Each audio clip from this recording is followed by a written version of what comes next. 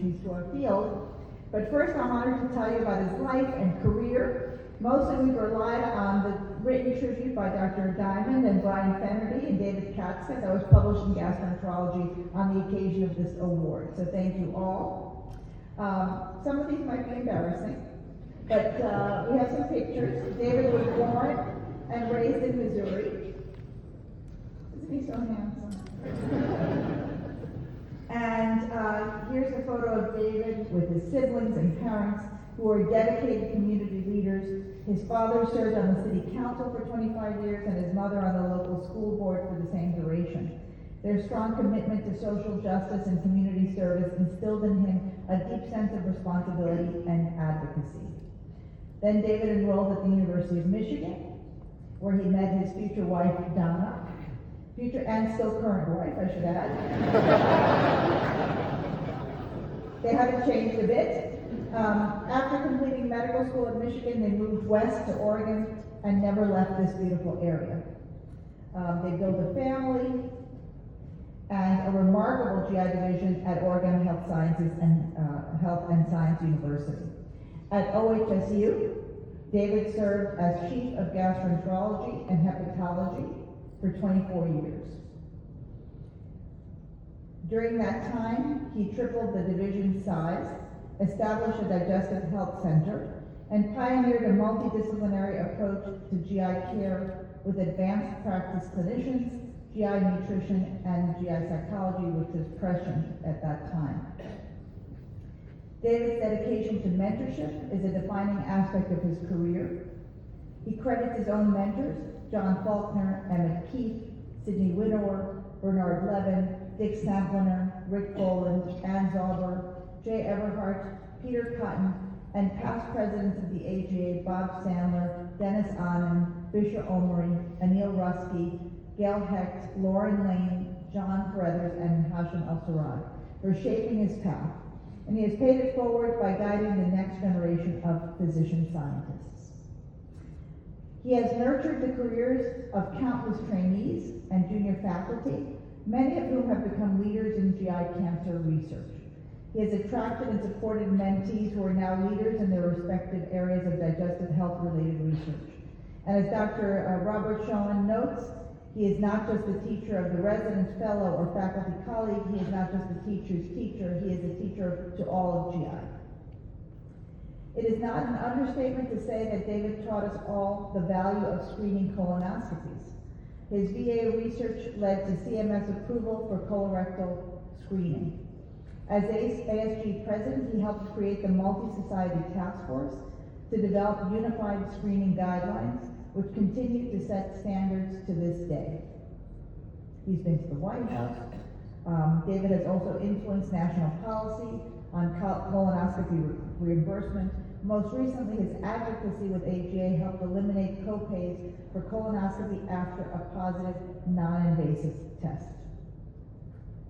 Stephen Itzkowitz, chair of the American Cancer Society National Colorectal Cancer Roundtable, describes David like Waldo, everywhere colorectal cancer control efforts happen. AGA is fortunate to count on David as a president who never really left.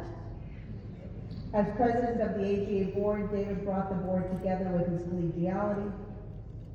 He started every board meeting with an inspirational quote. He led the board through challenging discussions with aplomb. He supported others and listened to all points of view and celebrated successes along the way.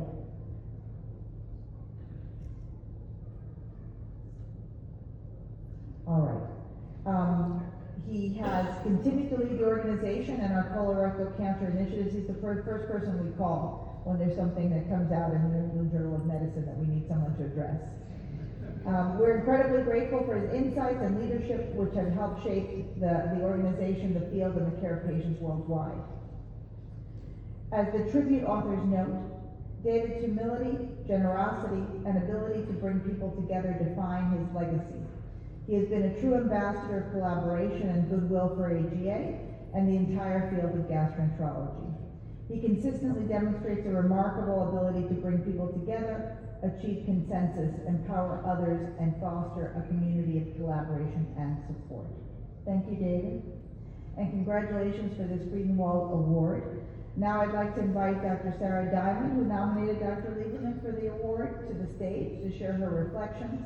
I'll make a plug that tomorrow we're going to give David the Friedenwald Medal at the Presidential Plenary, and put your mug shots, those of you who won the awards tonight, at the Presidential Plenary at 10 o'clock in the morning. Welcome, Dr. Diamond. Good evening. I've had the privilege of knowing David for 17 years, first as a resident at OHSU, then a chief resident, then a GI fellow, and now a faculty member and a colleague. And I still recall my GI fellowship interview with him, where he asked me his signature question: when someone Googles you in 10 or 20 or 30 years from now, what do you want them to read about you? He's asking, in other words, what legacy do you want to leave? David's legacy is profound. Most researchers spend their careers making valuable contributions in narrow areas of science. David, however, has led a decades-long, multi-front campaign against colorectal cancer, transforming not only how we screen, but how we understand, prevent, and manage the disease. His leadership of the landmark VA cooperative study laid the groundwork for colonoscopy to become a frontline screening tool. This wasn't just academic. It changed policy, changed practice, and most importantly, saved lives. But David didn't stop at discovery. He wanted to make the field better for patients and for all of us who do this work. So he created CORI, a national endoscopy database that brought community and academic GI practice into sharper focus. CORI helped define quality, benchmark performance, and open the door to hundreds of practice-improving studies. David's own legacy is not just through scholarship and discovery, but through the generations of researchers and physicians he's inspired, supported, and led. Ask any one of the dozens of former fellows, clinicians, and investigators he's trained, names you know well, and they'll tell you that David made their work better and their careers possible. As a leader at OHSU, David built one of the most respected GI divisions in the country. As AGA president, he redefined how we set goals, measure impact, and work together. And as a colleague, he elevates those around him, always listening, always generous, and always humble. And through it all, he never stopped celebrating others. For over 24 years, at every OHSU fellowship graduation, David has written a poem, usually a haiku, for each graduating fellow. It's a small act, but it reveals something essential, that he sees people, he values their stories, and he honors their journey. So tonight, in that same spirit, I offer this poem to honor David's remarkable journey. From Missouri roots with a purpose so clear, to Michigan halls where his vision drew near. Westward he journeyed to Oregon's shore, a healer, a teacher, and so much more. In endoscopy's realm, he charted new ground. With data and insight, solutions he found. CORI arose from his tireless quest to ensure that our practice could strive for its best. Yet numbers and studies don't tell the whole tale. It's in how he mentors where hearts set sail. With patience, with kindness, he fosters the flame of each student and fellow who carries his name. So tonight, we return the favor long due, with gratitude deep and respect ever true. David Lieberman, your legacy's wide, a leader, a healer, with wisdom as guide. Dr. Lieberman, on behalf of a grateful profession, congratulations on this well-deserved honor.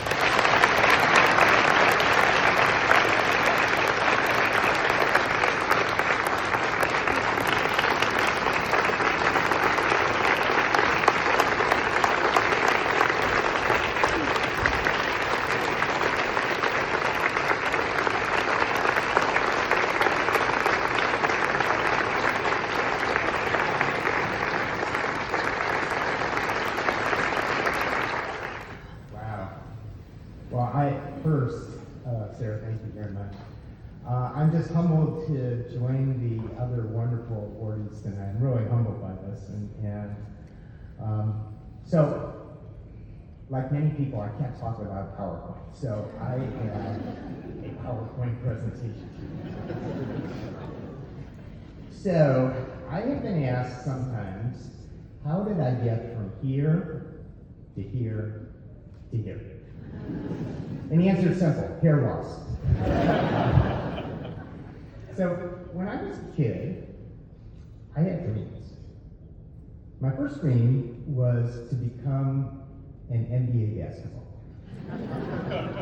However, I picked the wrong parents, and as all of you can see, I am vertically challenged. So I had to go to Plan B. So Plan B was to be the shortstop for the St. Louis Cardinals.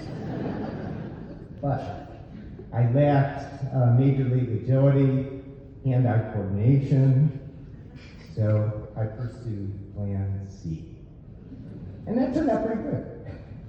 Never in my childhood fantasies did I dream I would be here tonight, and I'm really very humbled and honored to receive this award. I do not stand here alone, and I share this award with many. I've been supported, throughout my life by my wonderful family, friends, mentors, colleagues who have inspired me. My wife Donna and my 3 kids, Murr, Jude, and Deb, my son-in-laws, Zach and Jeff, have been my North Star. They have consistently reminded me of what is important in life. They have kept me humble as I stumbled as a parent or husband. And although this award means so much to me, being a parent was by far the greatest challenge and joy of my life. And I'm so grateful for the support of my family. I have to confess, I am an imposter. And I really mean that. I mean, I have always believed that if I am the smartest person in the room, I'm in the wrong room. My way of coping with imposter syndrome has been to surround myself with very smart people who teach me and fill in the many gaps in my knowledge. And there have been many who have helped me. I stand on the shoulder of giants, and some of you recognize yourselves in these photos. I stand on the shoulders of giants. My mentors, colleagues, and collaborators have all inspired me and guided me. I've learned several lessons along this journey. First, the path is not straight. And I think all of us that have done investigation know that. There are disappointments, there are hazards, and there are times when you just feel you can't continue. And that is when mentorship is so essential. Learning resilience and patience. I've had some remarkable mentors, and since they only gave me 5 minutes and not 5 hours, I can't go through them all. But I want to highlight a couple of people that really made a difference in my life. So one was my first mentor, actually, when I was an undergraduate at the University of Michigan. It was a physiologist, John Faulkner, and he really taught me, introduced me to research as an undergrad, and really inspired me to ask questions. Emmett Keefe, who many of you know, was past president of the AGA, was my mentor and close friend in the Division of Gastroenterology at Oregon. There's a Japanese proverb, and I won't try to mutilate the Japanese, but it really says, fall down 7 times, get up 8 times.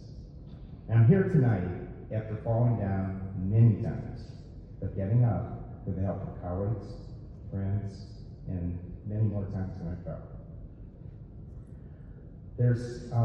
I want to say a few other things that I've learned along my journey. So one is my philosophy about leadership. And I think my philosophy is that I've tried to emulate people that I really admire. And I think being a good leader is really not about me. It's, I think, the most effective leaders in medicine and in history care most about creating culture, team, where everybody is empowered and has an opportunity to grow and be their best selves. My colleagues at OHSU, my colleagues at the AGA, my collaborators in my research have been my leadership mentors and I'm grateful for all of them.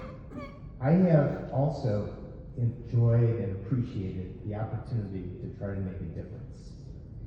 In Judaism, there is a Hebrew phrase, tikkun, that says tikkun olam, and it refers to an obligation to repair the world and leave it better than we found it. And I've always believed that if I can move the needle forward in my individual care and compassion for my patient, or my research to reduce the burden of colon cancer, or my work with an organization like the HEA to improve the quality of care to our patients, that I'm fulfilling that ancient pledge.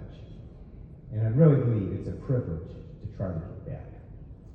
I'm grateful to my parents, who, as you learned, were active volunteer leaders in their community. And they taught me that it's not sufficient to be in the audience of life. It's important to get up on stage and try to make a difference. That is not me.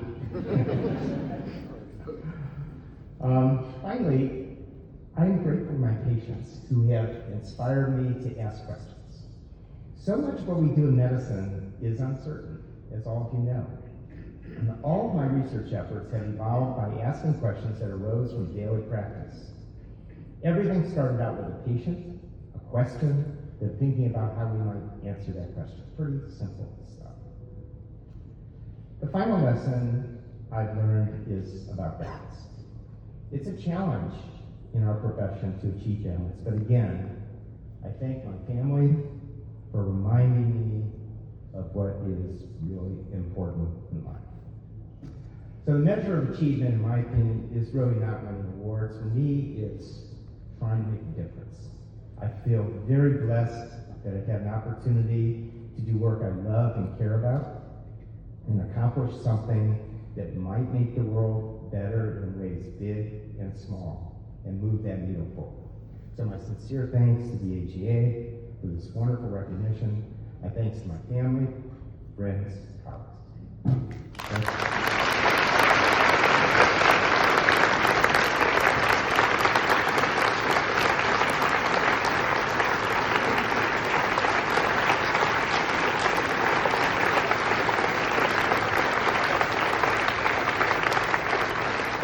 Wonderful. Absolutely wonderful.